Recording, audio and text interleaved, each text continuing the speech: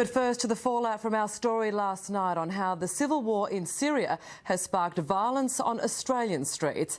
Today, police swooped on one man in our report, charging him with common assault. And viewers have come forward with fresh footage of more violent attacks. James Thomas continues his investigation. Was that punch about religious hatred or were you just a thug? Omar, why did you punch him? Omar, why did you punch the guy? After last night's story, Facebook lit up.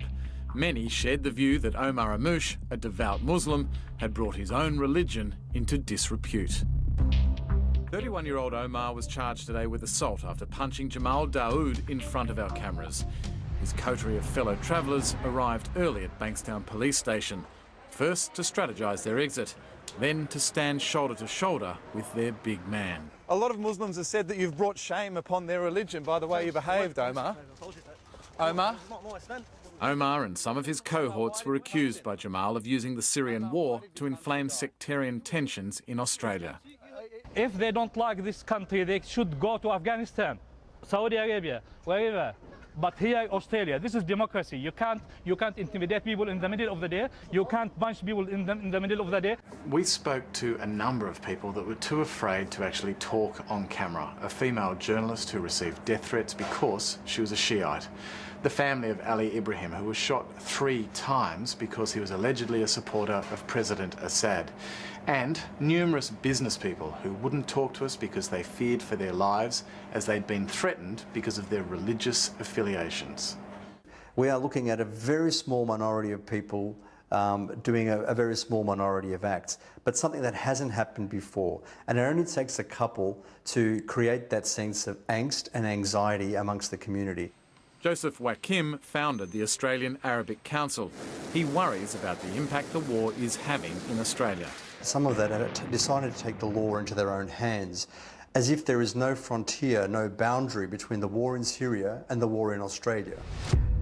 One viewer watching our story last night recognised Omar and sent us his own CCTV footage of another violent act. Go get a stick inside. Anzac Day, just 3 weeks ago.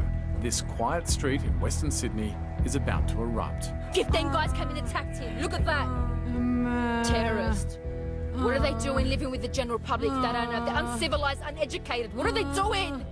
This is the man filmed by his sister that night, Zakaria Taha.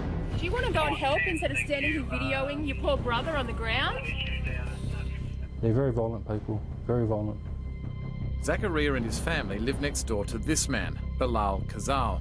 Khazal was convicted in 2008 of terrorism offences relating to the online publication of a so-called terrorism manual.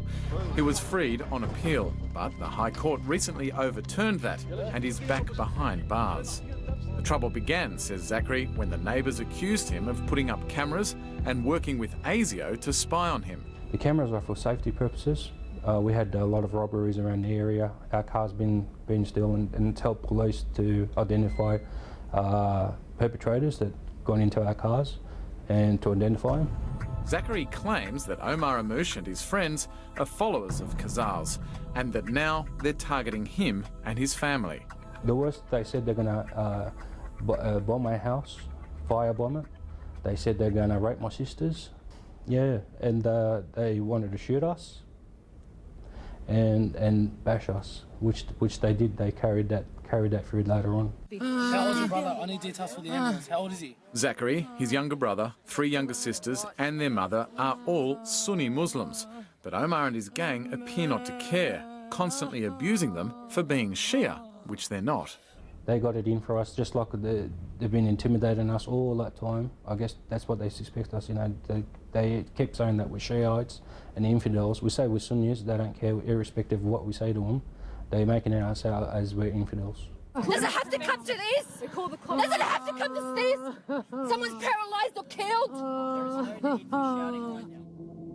The CCTV footage shows what appears to be a liquid being thrown, along with numerous projectiles. Glass, throwing tea, hot tea in front of in women's faces, burning them.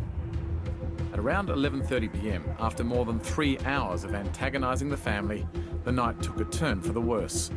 First, there was a punch, bang, by that big fella, the one that was featured on the show. He punched me straight to the head. Then the sheik came in to punch me as well. And then all these men started punching me, punch.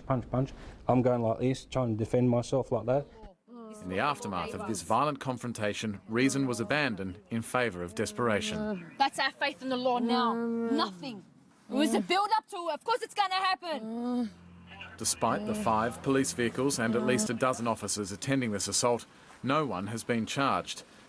Zachary makes an incredible claim that police won't take a statement from him, but hopes that something will now be done so that he and his family can stop living in fear. This is Australia. This thing shouldn't be happening in the streets and suburbs of Sydney. This is Australia. These people don't want to do this sort of stuff. They should go back to wherever they come from and do this sort of stuff. And the police deny they're ignoring the assault on Zachary and his family. They say they're determined to bring the perpetrators to justice.